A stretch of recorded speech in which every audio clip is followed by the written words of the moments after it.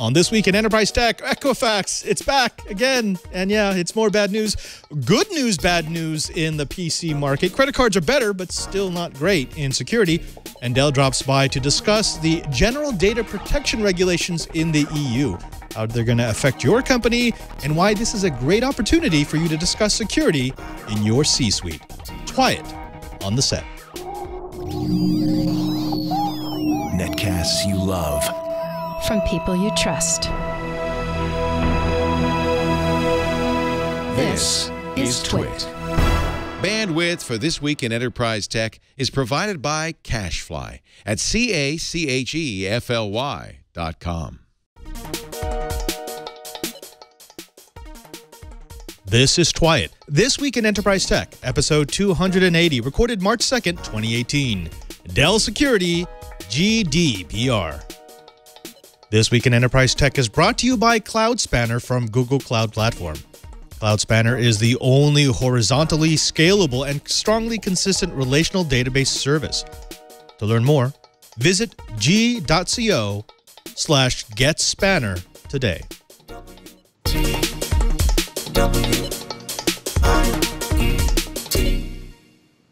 Welcome to Twit. This Week in Enterprise Tech. It's the show dedicated to the enterprise professional, the IT pro, and the geek who just wants to know how the world is connected. I'm your host, Father Robert Ballasare, the digital Jesuit, your guide to all things in the enterprise. But of course, I can't guide you by myself. I need a little help from the all-stars of Twit, starting with Mr. Lou Maresca. He is, what's your title this time? Chief Bigwig? I think we're going with Chief Bigwig at Microsoft. Lou, how are you doing, my friend? I'm doing fantastic, actually. We're real busy around here, and it's great to be back, though. I'm glad to be back on Twit. Yeah. And you're getting some weather up there as well, yes? Yeah, it's snowing. It's crazy. People are, like, staying home from work because they don't want to die in a car. So I think it's probably a good idea, too. Well, someone who's probably not suffering under a mountain of snow is Mr. Brian Chi, the director of the Advanced Network Computing Laboratory in Honolulu, Hawaii. Chibert, you getting a lot of snow out there? Actually, yeah. Mauna Kea, the ski season is going great. I've actually been invited to go snowboarding, which would be kind of interesting. Wait a minute, isn't that a sacred mountain? Yeah, kind of. But you know, hey, we did hit our 300th hot cruise where we go and visit Station Aloha and do science. So that's kind of cool. You know, Chibert, I have seen that episode of the Brady Bunch where they get the cursed tikis, so I would not suggest the snowboarding down the Sacred Mountain. Otherwise, Pele might come after you. But gentlemen, we're not here to talk about the Brady Bunch or curses. We're here to talk about enterprise tech, and we've got a show for you. Not only are we going to be covering our blips and our bytes, we need to talk a little bit about, of course, personal security with your data. But we've also got a special visitor from Dell who wants to tell us all about a new policy over in the EU that may very well change the way that companies protect that data. But as we always do, let's go ahead and kick it off with the blips. Now, Equifax announced yesterday that they've discovered an additional 2.4 million accounts that were exposed in their record-breaking 2017 breach. This brings a total so far to just south of 150 million accounts, or more than half of U.S. adults. This is just the latest in a string of head-shaking moments since the mega breach that exposed names, driver's license information, credit history, and other personally identifying information, which stirred up a huge pot of anger that eventually led to nothing when Mick Mulvaney, former payday loan lobbyist turned chief of the Consumer Finance Protection Board, dropped plans to push Equifax to thoroughly investigate the failures that led to the breach, then propose ways to hold companies like Equifax accountable for their negligence in their obligation to protect consumer data. As a corollary, Equifax actually beat street expectations yesterday, posting a 5% rise in revenue year over year, up to $838.5 million for the quarter. In other words, since they've actually increased profit by charging for credit information monitoring services brought on by their incompetence in handling your credit information, and have managed to convince this administration not to give them as much as a slap on the wrist, they got rewarded for losing your data. So you hear a bunch about startups and enterprises alike talking about moving to the cloud to reduce their cost structures so that they don't need IT and DevOps staffs to maintain their own infrastructure. But in today's industry, there seems to be a tipping point Organizations are asking themselves, when are we at the point where it's cheaper to start our own data centers in the cloud? Well, Dropbox wants to tell you a bit about that. Just by reducing their dependency on AWS S3 and actually own their own infrastructure, they reduce their costs by $74.6 million over the next 2 years. This announcement comes just after Dropbox proclaiming their intent to go public after 10 years. What we learned from their IPO filing was the company's revenue has been increasing for the past 3 years, growing from $603 million in 2015 to $1.1 billion last year. And while Dropbox lost money overall over those years, it's been losing less and less. Dropbox wants to show potential investors that its plan to decrease their operating costs and increase their revenue by managing their own data centers will be helping their bottom line. From 2015 to 2016, Dropbox saved $39.5 million in the cost of revenue bucket, thanks for the moving off cloud providers, which reduced spending on, quote, our third-party data center service provider by $92.5 million, offset by increased expenses of $53 million for its own data centers. The following year, in 2017, it saved an additional $35.1 million. If only there could be a formula to determine when you need to get off cloud providers. Someday, we might see that gap between your own infrastructure and cloud service costs actually narrow, helping organizations make better decisions. Well, someday your eye doctor will help identify emerging heart disease. The idea behind using a neural network for image recognition is that you don't have to tell it exactly what to look for in an image. You don't even need to care about what it looks for. With enough training, the neural network should be able to pick out details that allow it to make accurate identifications. What researchers have been doing is starting with a relatively small sample set of 300,000 retina scans to identify human characteristics that typically take extensive testing and questionnaires, and doing it all with the accuracy similar to that of more intrusive tests. What this powerful project also demonstrates is that neural network systems can learn from a large enough sampling group to do some truly amazing things. I'm hoping to use IBM's Watson system for automated aquatic species identification for our underwater webcams in the near future. Now, analytics firm IDC has released their 2017 review, and things continue to look maybe not grim, but definitely grumpy as far as desktop PC shipments are concerned. IDC's quarterly personal computing device tracker for the last quarter of 2017 shows a 2.7% decline year over year in the shipment of desktop and data center workstations, down to 97.8 million PCs, with an estimated 2.5% drop over the next 5 years. Desktop shipments weren't the worst news, though, as Slate, or traditional tablets, are on path to lose a whopping 6.2% of their share, with shipments dropping down about 10 million units a year. The big winner, detachable tablets like Microsoft's Surface and all its cousin devices. In 2022, share is expected to rise 9.6%. Still, looking past the numbers, there are some encouraging trends. PC shipments are down, but their profit margin is up. And those who are looking to buy PCs tend to be power users who need more than they can get from a notebook. Phones, especially the large phablet-sized devices, are killing the Slate market, but even phone growth is down, even as detachables show no sign of slowing. In other words, shipments worldwide are down because we've hit the commoditization of function. This will probably lead to a contraction of the market players, put better quality devices at better prices, and also, before you get gloomy, IDC's server tracker report shows an amazing boom in server shipments, with revenue up 26.4% year over year, with the lion's share going to Dell, which itself experienced a 39.3% revenue boost. So blockchain is a new thing. You probably heard of it, started with cryptocurrencies, but the blockchain technology is being unleashed in different facets of the tech world. As you might already know, blockchain is a database of encrypted transactions stored across a network of computers. The network activity or actively participates in the validation, upkeep, and accuracy of the database, and it's paid by doing so in cryptocurrencies. Credit is a wonderful tool to unleash people's potential, and you've heard about all the breaches and scandals that have been going on with credit agencies. Padre talked about it.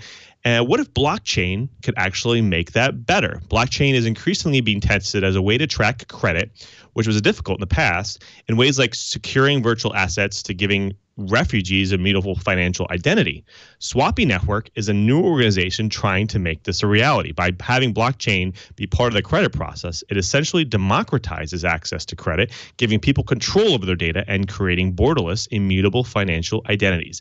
If this was ever achieved at scale, it could have a huge impact on alleviating poverty and also bringing a fundamental shift in the way economies work, both national and international levels. Well, an increasingly crowded digital wallet ecosystem screams for a standard. In the US, the in-store mobile wallet space is becoming increasingly crowded. Most customers have an opinion provided by their smartphone vendor like Apple, Android, or Samsung Pay, but those are often supplemented by a myriad of options from other players, ranging from tech firms like PayPal to banks and card issuers to major retailers and restaurants.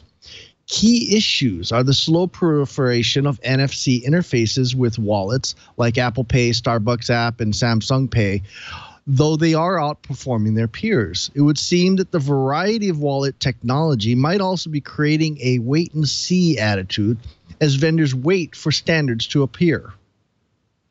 Now, somebody had a beef with GitHub, and yesterday they tried to settle it with a good old-fashioned DDoS. Reporting for The Register, Ian Thompson detailed a 1.35 terabit per second attack against GitHub, starting at 1720 UTC. The attack peaked at 126.9 million packets per second and knocked GitHub off the internet for about 5 minutes until Akamai was able to filter the attack traffic upstream. Full recovery was affected by 1730 UTC, and a second smaller 400 gigabit per second attack was registered 30 minutes later, but with the filtering already in place, GitHub was unaffected. Of course, a DDoS attack isn't exactly breaking news, but the fact that the attack used the mem crashing technique was an interesting surprise. Memcached is an open-source distributed memory object caching system that alleviates stress on databases by caching results from databases, API calls, and page renders. The mem crashing technique takes advantage of memcached by spoofing the victim's IP address and sending a UDP packet containing a database command.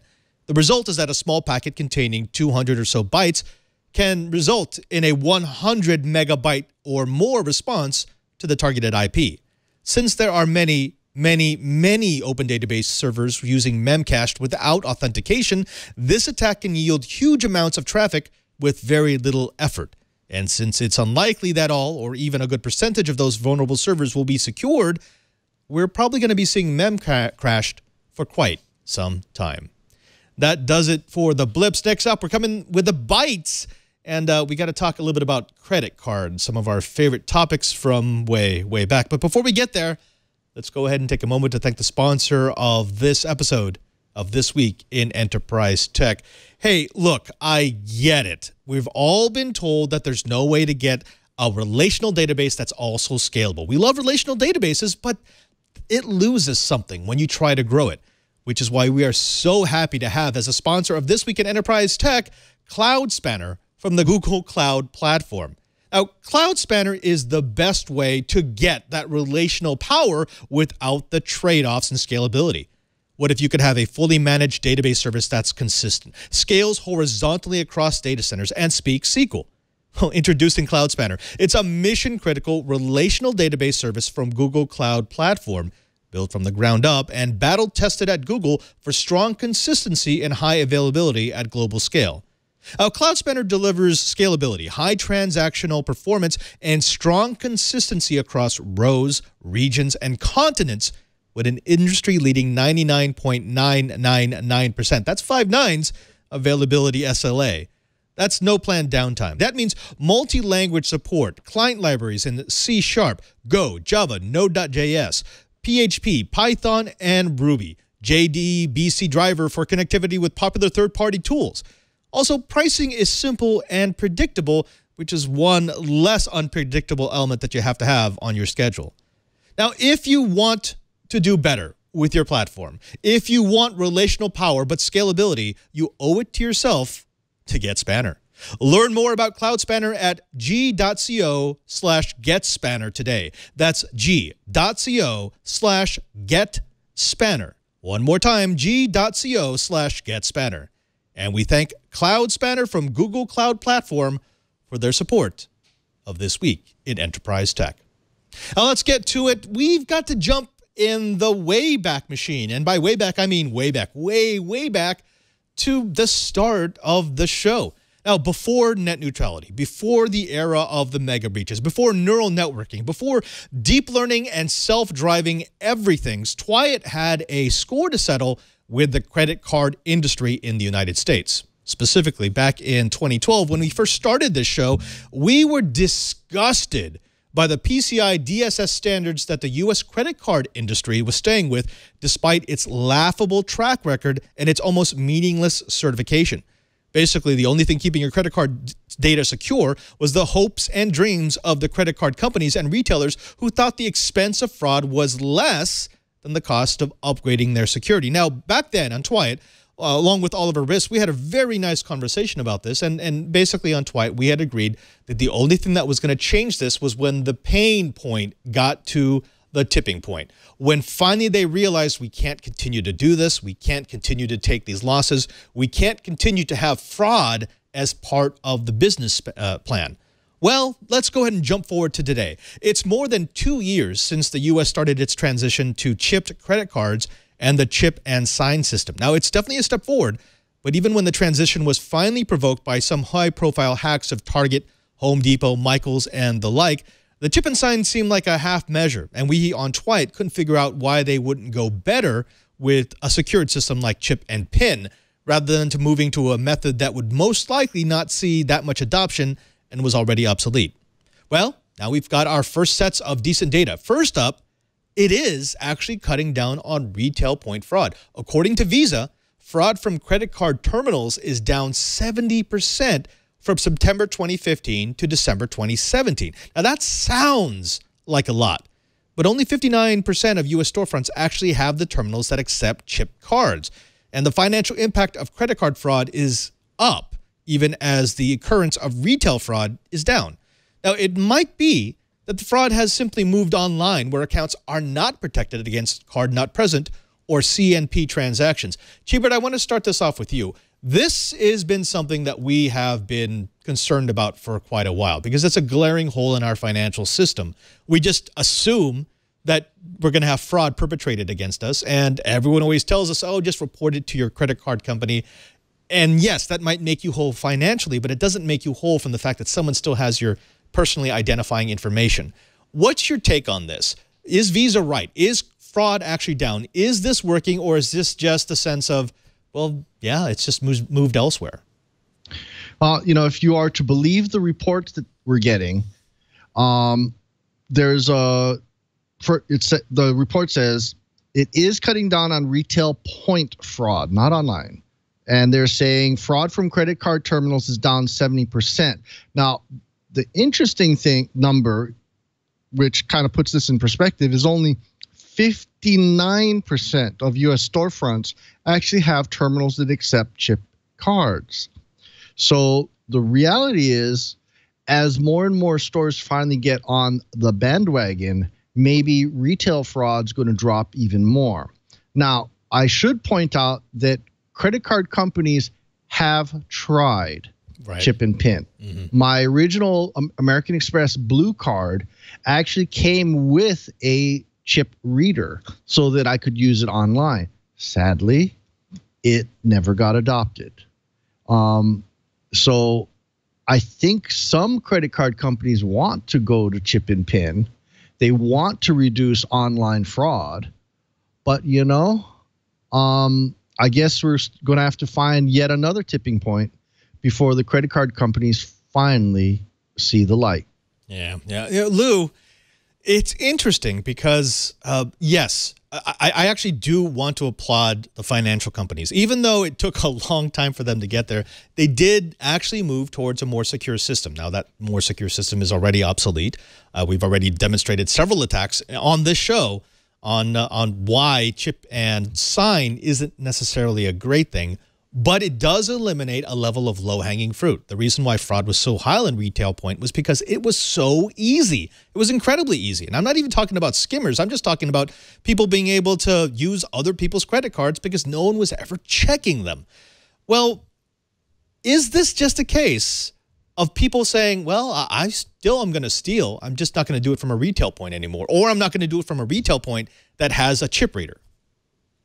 Yeah, I think it is a deterrent for people from a retail perspective, because now that they're not handling the card, it's harder for them to, capture signatures and capture the card data and all that stuff. So they don't get that physical access to it anymore. And so now it's more, you're going to start seeing more and more online transactions and internet transactions being kind of targeted more and more until that PIN technology goes there. So you'll definitely see a push in a specific direction because of the technology changes. But you'll see, because the fact that signature is being used and not a PIN, because there's lots of reasons. Like some retailers say, hey, adding PIN data to the card system, to the card itself, will cost them billions of dollars. It's hard to adopt retailers to use PIN technology. And of course, other things like Samsung Pay and Apple Pay are making the chip and PIN kind of obsolete. So there is really no push to the PIN side. But if you add PIN, then online transactions could be included as well, right, where you have to add the PIN every time you kind of check out. And it can cut down there as well. So, seeing that combination might grab both of them, and then you'll see a trend in a different direction from fraudulent charges. So it should be interesting. We're going to get back to the chip and PIN versus the chip and sign in just a bit, but I did want to ask a question of the two of you.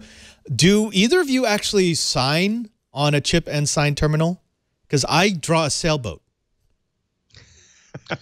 I actually sign. Yeah. You actually sign? Because they don't check that. They don't care. Nobody cares. And if I have gotten away with, for the last 2+ years, with putting a sailboat on all the little electronic pads, I'm pretty sure that no one's checking it at the front office either, which means that this is essentially just one step up from what we had before. As long as you've got the card, you physically have the card, they're not going to check it against anything else, and they're just going to assume it's valid until you report it as a fraudulent charge. But Lou, I think you're right.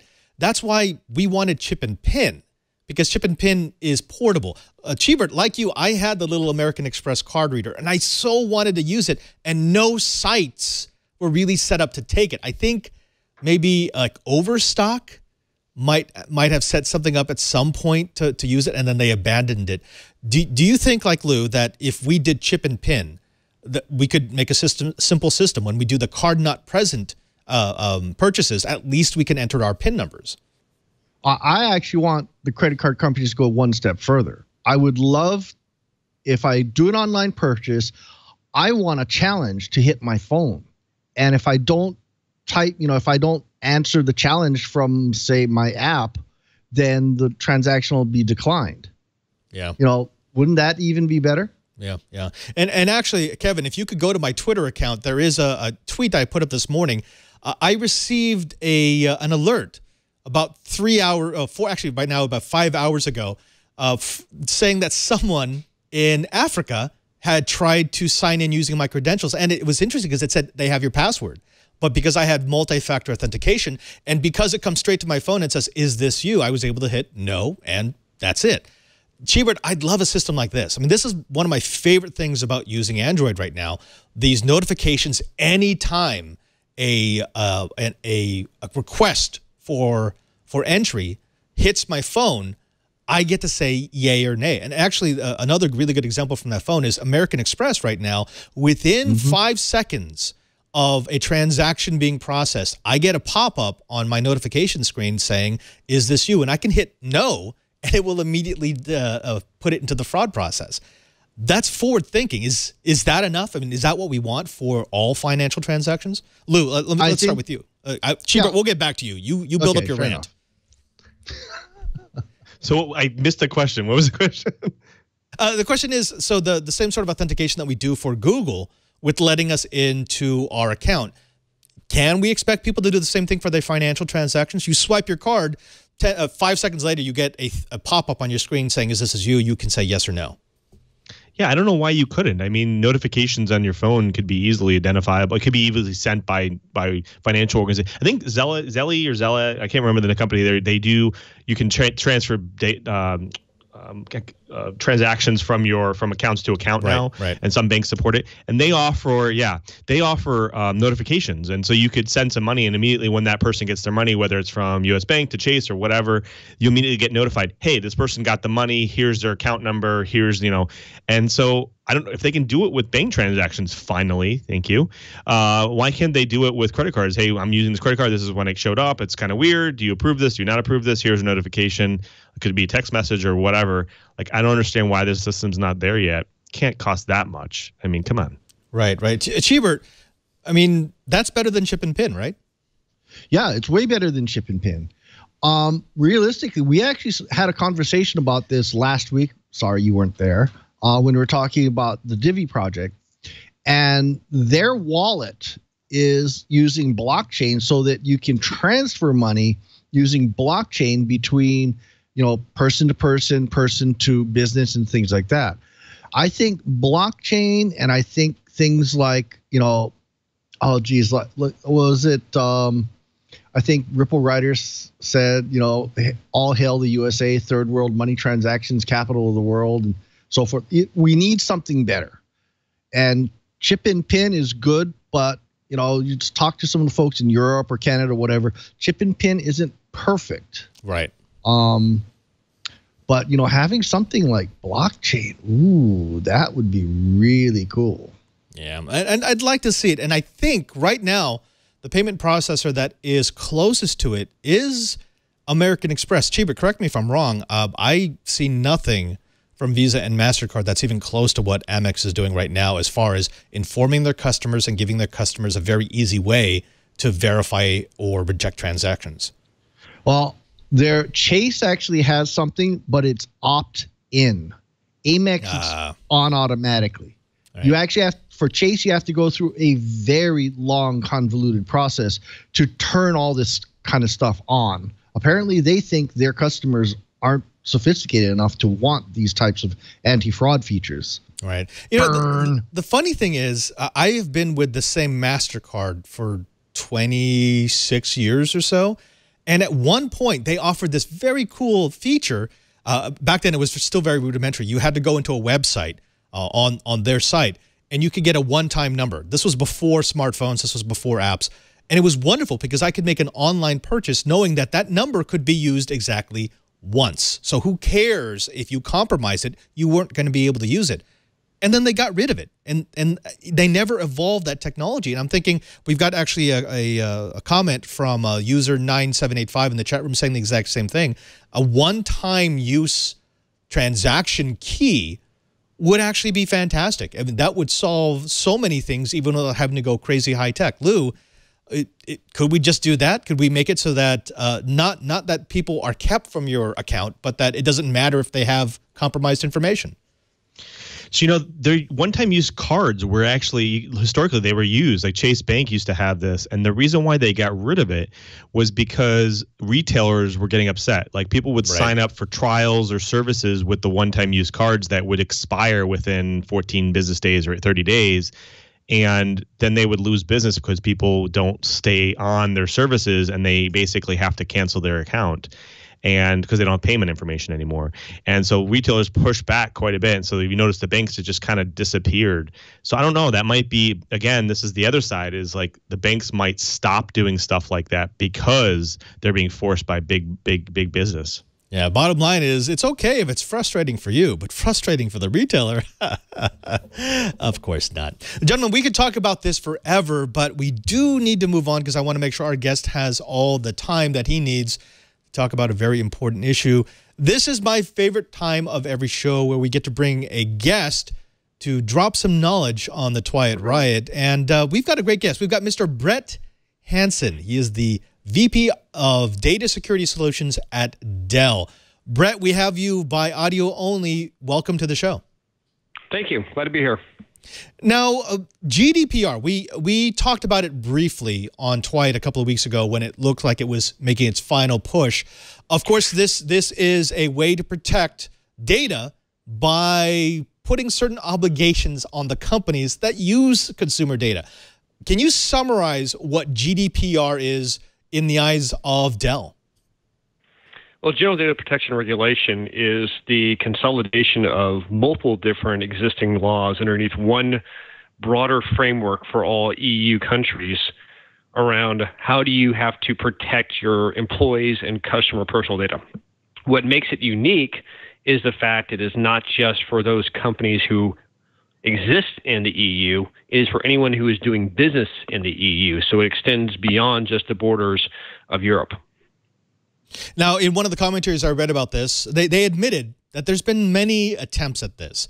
There's been little regulations about consumer privacy and data privacy and what you can and cannot do with that. And someone said, well, what you need is you need regulations that have teeth. Unless they have teeth, you're never going to get results. What are the teeth in the GDPR? It's pretty straightforward. It's 20 million euros or 4% of the annual revenue. So I would say those have some fangs there. Right. And what I love about that is that sliding scale, because so often we've heard something egregious, some breach of data where the fine is $4 million out of billions. But that sliding scale is to say, no, we can make this hurt. It's based on how big you are and how much you lose. So, for example, when we first did this story, we were talking about the Marriott breach and how Marriott has been very blasé with their security, how they've lost customer data multiple times, even though they've been fined. And it was because they were fined $20,000, $40,000, $100,000, even though the breaches involved, again, tens or hundreds of billions. With something like GDPR, could you do the same thing in the United States, or is our corporate culture completely different? Well, I think that there is an increasing awareness of the importance of personal data. So hopefully we're going to see more companies start to look at how they can protect data. Again, many large corporations in the United States, including Dell, we have activities in the EU. So we're already having to take the steps to address GDPR. And so it's a natural, logical extension to say, okay, well, let's keep going in the United States as well. Your opening segment was on Equifax. It's a great example of where there is opportunities for us to take a harder line and more focus around protecting data. Right. And we'll be getting back to Equifax in just a bit, but I also wanted to draw out the point that it's not just teeth. It's not just that there's finally a financial penalty that will hurt.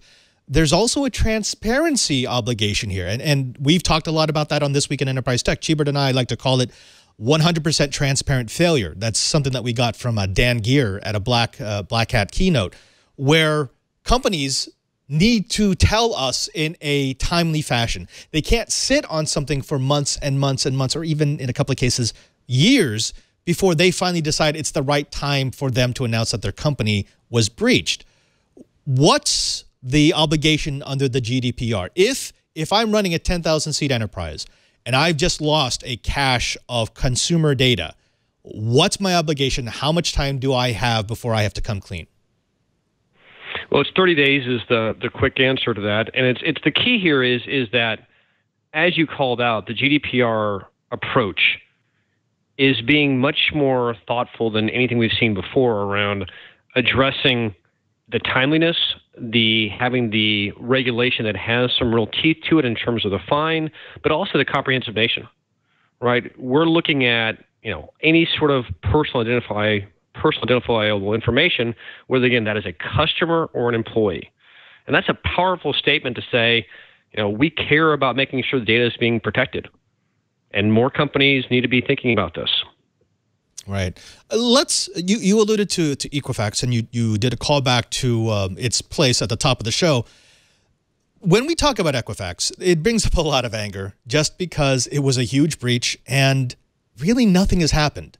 They haven't really been punished. They've actually gotten more revenue than they had year over year. And the very minimal probing that Congress was going to do has been shut down.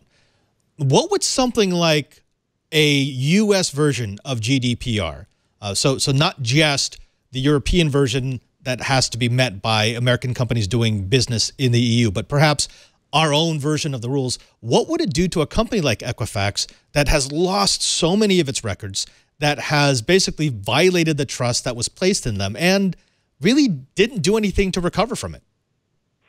Well, I think that the first piece was, as we've talked about, there are some fines. And as you called out very well, there's a sliding scale that, as the size of the company goes up and the breach goes up, there's going to be some real penalties applied to this. The other piece of this is just what I've seen from companies who I've spoken with is it raises awareness. Data security is a relatively new thing, right? It's not been around for 25, 30 years. It's been the last few years. And so more companies are starting to look at GDPR, look at the regulations, look at the mindset, and then say, okay, what do we need to do to better protect ourselves? And thinking about data in a broader sense than just what's in my data center, it's also what's on my endpoints. How are my employees accessing? Who should be accessing? So the great thing about GDPR is raising the conversation, raising the investigation around how do we protect personal data, which should be a top of mind for all companies. Right. Let's do another callback. We had a blip at the top of the show talking about how the PC market had slipped, but the server market was doing particularly well. And of course, Dell got a huge share of that boost in the server market. Was it more than 39% up year over year?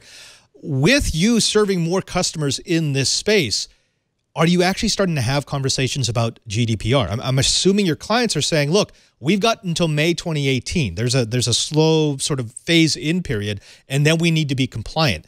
Is that something, a conversation that you're having more and more with the clients that you service? Absolutely. And it's not just companies who are looking at GDPR. I think companies of all sizes and all locations are how do I better protect my data? And it's a great conversation to be having. And what we tell them is a couple different things. First and foremost is data security, cybersecurity has to be part of your strategic direction. Just as you think about physical security, how do you protect yourself? It isn't just a IT conversation, it needs to be your CEO level conversation, your board level conversation. The second important point is let's focus on the data. Don't focus on devices or networks or servers. I mean, those are all the vessels. What really comes down to is how do you protect the data itself? And we need to be thinking about that perspective. And the reason why you have to be thinking about data itself, because the third reason, which is how we work and how we consume data and how we share data has evolved dramatically over the last few years. So taking an approach of I'm just going to lock all my data up behind a bunch of big walls, that's unrealistic. Data is a powerful tool that you want to have in the hands of your employees, but you need to do it in a safe, constructive, and well thought out manner. I want to go to that second point because I'm loving the fact that you're having this conversation with your customers because it shows that you're being honest. They probably come to you and they say, okay, what do I need to buy to be compliant? And that's not a real answerable question unless you're ethically dubious where you say, oh yeah, buy this firewall and everything will be okay. You're actually sitting down and saying, look, we can sell you the hardware, but it's not a magic fix. You actually have to consider the data. You have to consider what kind of data. You have to consider who you're sharing it with internally and externally, and that has to be part of a master plan. But how do you move a company to that from a company that just thought we're just going to keep updating our equipment and that's going to protect us? Well, you hit that nail right on the head, right? So often you hear, what's my magic pill? What can I take and just solves a problem? And it's not that simple. It's a great opportunity to have a sit-down conversation around where do you need to go? Well, one of the number one things that we start off with is the conversation of your end users themselves, which in security are often the biggest challenge. So Dell conducted a survey, and we found that 76% of employees in the line of business roles found that cybersecurity were encumbering them from doing their job. Now, the next logical question is, what do you do about that, Mr. Employee? And 43% admitted that they regularly circumvent their security policies. And so this takes a step back and saying, how do we think about data in a different way? How do we think about protecting ourselves in a different way? Because it's not a linear topic. You have changes going on with things like GDPR that makes the importance of data protection all the higher, while at the same time, how individuals work, how we interact with one another, how we collaborate is also changing. So when you're thinking about cybersecurity and data security and new regulations like GDPR, you have to be putting in the context of what's happening with my organization and how do I protect employees, quite honestly, from themselves. Oh, Brett, you're in an interesting position because you are trying to give your customers the best advice to be GDPR compliant, but you also work for a company that itself has to be GDPR compliant. Where is Dell? Where is Dell in its progress towards that? Is it ready now? Do you have a plan? And can you share any of that with us? What are the steps, the concrete steps that Dell had to make sure that roll around May 2018, you're good to go? Well, we started this journey literally years ago, because it is a journey to make sure that you meet the compliance mandates. But it also starts off with the foundation that we already have a global program for the protection of our data. So we started off from a strong foundation, and then we started saying, okay, let's look at the regulations, GDPR, understand how they impact us. A couple of different things that I'd call out in terms of our approach. One, again, is this is a strategic approach, right? We're not just solving this through a bunch of tactical exercises. This isn't let's go implement a firewall or drop in some encryption. This has to be how do we align our business strategy with our data collection strategy and our cybersecurity strategy. The second key element of this is how do you utilize policies and technology to protect us? It's not one or the other. It's a combination of both of them. And then finally, employee education and empowerment is critical, right? My policies and my technology can go so far, but I also have to make sure that my team, my organizations, all understand the importance of data security and maintaining the integrity that our customers entrust in us, but also they understand the do's and don'ts. I gotta say, that's actually a little bit daunting because, as you said, Dell has been planning for this for years. You've been moving towards this for years. So if I run a small to medium business that does do business in Europe, and I'm just starting to think about this now, and I'm coming to you, what can you tell me other than, wow, you should have started this years ago? Well, I think Dell is a little bit different than a small business. We probably have a few more, organizations, employees, data than the average SB. For anyone, the steps aren't different. It's just the level of complexity is lessened if you're a multinational company with hundreds of thousands of employees versus you're a small business with 50. But even a small business, I would say the same thing, and I have before. Start with understanding your strategy. What data are you collecting? Why are you collecting it? Do you need to collect it? How are you planning to use it? Once you understand your data, then you can start to set the policies that you need to enact. Who can see those data? When can they see it? How can they access it? And then finally, then you start layering on the technology. And the number one thing I always provide with customers around technology is don't get caught up in thinking just about your devices, your network, right? Think about how to protect data itself. Because data is going to move, it's going to flow. And if you're not thinking about protecting the data, you're going to find yourself challenged to stay up with the latest trends. Yeah, and I love the fact that your strategy for protecting the data rather than thinking about devices does include training. You have to be able to train your employees. We all know it. We don't like to say it, but our employees are the worst link into security. They are the ones where the breaches will come from. They're the ones who will make the mistakes that will allow data to leak and be exfiltrated from a network. So on that, before I bring my co-host back in here, because they're chomping at the bit, they'd love to have a go at Dell and GDPR here. What would you say are the 3 or 4 main things that someone needs to consider as they start planning out their GDPR rollout? That's a great question. The first has to be what data you're collecting. If you don't know what data you have, it makes it very difficult to take the next couple steps. The second is how you're using the data, right? And who is using the data. And then finally, once you have an understanding of your business strategy aligned to the data utilization, then you can start looking at, again, implementing policies and then the right cybersecurity products. Just a quick note on that. Yes, education is absolutely imperative. And we've seen a dramatic increase in organizations who are educating their users. The challenge I would call out is in the same study that we found that 76% of employees find that cybersecurity policies inhibit them from doing their job, 43% admitted to regularly circumventing those policies. Yeah, that's true. So just relying on education is probably a foolish gamble. You need to align policy. You need to make sure that your organization is educated, but then you also need to provide them the tools that allow them to do their jobs while still preventing data breaches. Yeah, I mean, we can tell our employees about best practices all day long, but in the end, if it requires an additional 4 or 5 steps for them to do the work that they normally do, they just won't do it. So yeah. Exactly. Yeah. I want to bring my co-host back into this discussion because it is fascinating. Lou, I want to start with you because you're in the same position. You work for a large company that does a lot of business in Europe. What do you think about this? I mean, of course, Microsoft must have been considering its GDPR plan for quite a while as well, yes?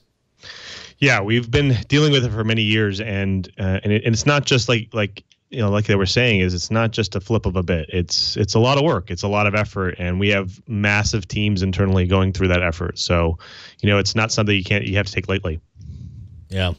Now, Lou, what about this? What about what Brett is saying about combining training along with policy and then maybe considering device? I mean, is that the order?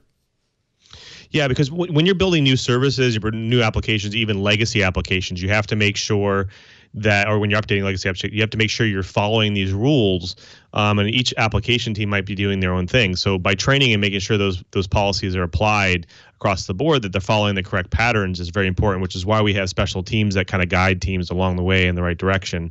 But then, of course, moving forward, when you're building new things out, new devices moving forward, you apply those policies automatically as part of the release process. So I think, it's going to be it's a learning process, and it takes time to kind of get there. And actually, I've got a question both for Brett and for Lou here. We are starting to enter this era where security is becoming popular policy. The people want to hear it. They want to hear what the government is doing to protect their privacy. We could find ourselves in a situation where we'll have a set of policies from the EU and maybe a set of policies from the United States and a set of policies from Asian conglomerations. What will be the plan at that point, especially, again, for large companies like Dell, for Microsoft, where you have so many points of presence, you do so much business around the world?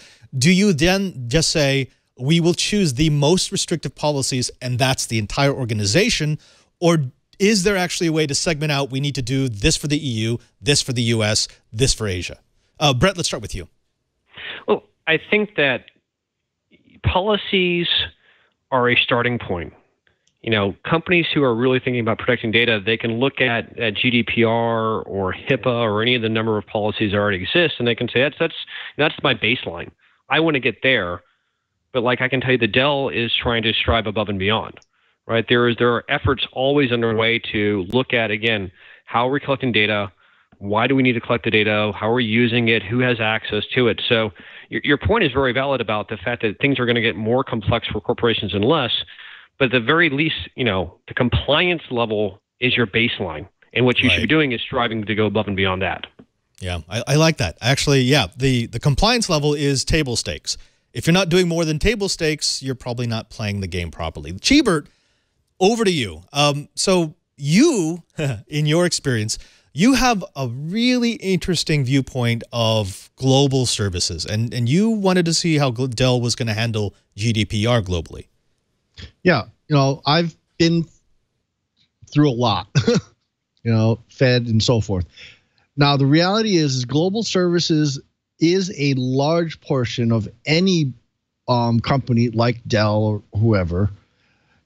I'm curious, have you seen over, say, the last couple of years a shift in what global service has done in terms of security and especially with GDPR compliance? Yeah, the answer is absolutely, that we continue to look at how do we need to evolve our policies and our practices and, again, our technology to address the changing environment that we're working in with our customers. And so, GDPR, in my mind, is a great step forward for EU, but, we were heading that direction already, right? We're already looking at, again, the number of breaches, the cost of those breaches, the impact to your customers, the impact to your brand reputation. So, we make data security a primary emphasis already. GDPR is just that level of, okay, we need to make sure that we're meeting their expectations above and then go above and beyond.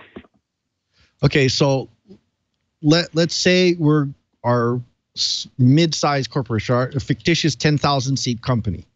Right. We are not quite sure how far we get affected by GDPR. Is this something that we could approach Dell Global Services about? Not only, what GDPR affects us, but also, can we also hire Dell to do a security tune-up of our organization? Yeah, Dell does have resources in our organization that can look at a security assessment. And we would look at it, from different dimensions just beyond GDPR, but we can definitely do a assessment for our customers around their security and data requirements. Now, Brett, it sounds to me that the tone of your answers, you seem to be suggesting that GDPR is interesting because it's happening. In May 2018, we're going to have to be compliant if you're going to do business in the EU. But you seem to be suggesting that this is a conversation that every company that does any sort of business that's connected to the internet in any way, shape, or form should be having, whether or not they have to meet GDPR requirements. This is a basic concern about security. This just might be the time to provoke that conversation. Absolutely. I mean, it goes back to your first couple segments, right? I mean, the importance of security is greater now than it ever has been. And whether that is due to a loss of, employee data, which has impact to your company morale and employee NPS, whether that is losing your customer data, which could impact your brand, or losing your own IP. I definitely think there is an opportunity for, increased emphasis, focus on looking at how you're collecting data, how you're protecting data, how you're enabling your employees to use the data, and then what technology you're using to secure the data. That's a conversation that every company of all sizes should be thinking about. Cyber attacks are not just limited to the largest Fortune 1000 companies. They are across the board. Okay, Brett, one more long-term question. When we saw Sarbanes-Oxley come on board and we saw HIPAA come on board, this was almost a magic bullet for a lot of organizations to peel money out of the C-suites so they could go and meet these regulations, but also fill in the gaps from, things that are missing in their security policies. Do you see GDPR being a similar crowbar, shall we say, to get spending to catch up? Well, I mean, we've seen a pretty consistent 10% year-over-year growth in cybersecurity spending over the last few years. So it's not that the C-suite and the board of directors is not spending on cybersecurity. What I'm hoping this provides is the opportunity for your CSO, whoever your security leader is in your organization, to sit down with your CEO, your board of directors, the rest of the leadership team, and talk about how your business strategy and your cybersecurity strategy should be aligned. There are many companies I will walk into who have been spending lots of money on cybersecurity, but who have suffered a breach because they haven't been aligned. And it's important to be thinking about that alignment from the very top down into the employees. As we've talked about throughout this program, your biggest weakness in cybersecurity are the employees that you have working for you. And it's not because they're bad people, it's because they are people. And they can be negligent, they can be duped, they're looking to be collaborative, they're looking to do their job as efficiently as possible. And unfortunately, that can create a risk for your cybersecurity policy. So what I really am hoping to see out of GDPR is the continuing focus on organizations to look at what is our cybersecurity strategy, how does it align to our business strategy, and then how do we enable our workforce to be productive and collaborative, to be people, but also to maintain the lowest risk possible. I absolutely love that.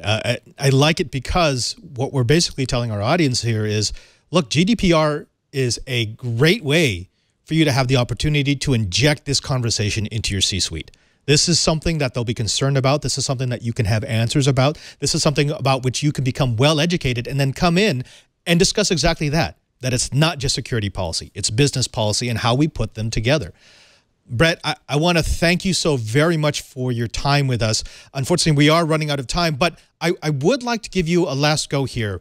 If you had an elevator pitch with the members of our Twiat Riot, our audience, and you could tell them just a couple of seconds of why this is important, why this is their moment, why this is the start of that great discussion, what kind of advice would you like to give them? Data is the lifeblood of companies today. And if you're not thinking about how to protect your data, whether that's because of worrying about GDPR or some sort of compliance, you're missing a major element of business success. And you have to think about data in a different way than you have in years past because it's going to move and it's going to flow and it's going to be accessed by your employees. So rethink your data cybersecurity strategy. That's Brett Hansen, the VP of Data Security Solutions at Dell. He's been speaking to us about the General Data Protection Regulation in the EU and how it's going to affect U.S. companies. But more than that, how it becomes an opportunity for IT folk who want to talk security.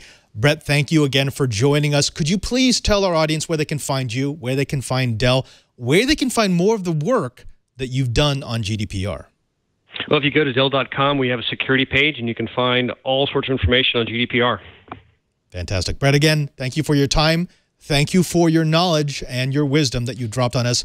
And I wish you well for being on This Week in Enterprise Tech. Thank you. Well, folks, you've done it again. You've used up another hour listening to the best dang enterprise podcast in the universe. That's according to 9 out of 10 chip and pin terminals. I want to thank everyone who makes this show possible. Of course, to our guest who, well, we love that. We love when we get a new voice who can bring a new angle on something that we've talked about on the show before. But of course, also to my co-hosts, without whom I would not want to do this show. Chibert, let's start with you. Where can people find you, and what are you up to these days? I am just trying to stay dry. We're getting all kinds of thunderstorms here, but I am on Twitter, ADVNETLAB, Advanced Net Lab. More than happy to chat with you there, or you're welcome to drop me some email at chibert@twit.tv. Look forward to hearing your suggestions for shows.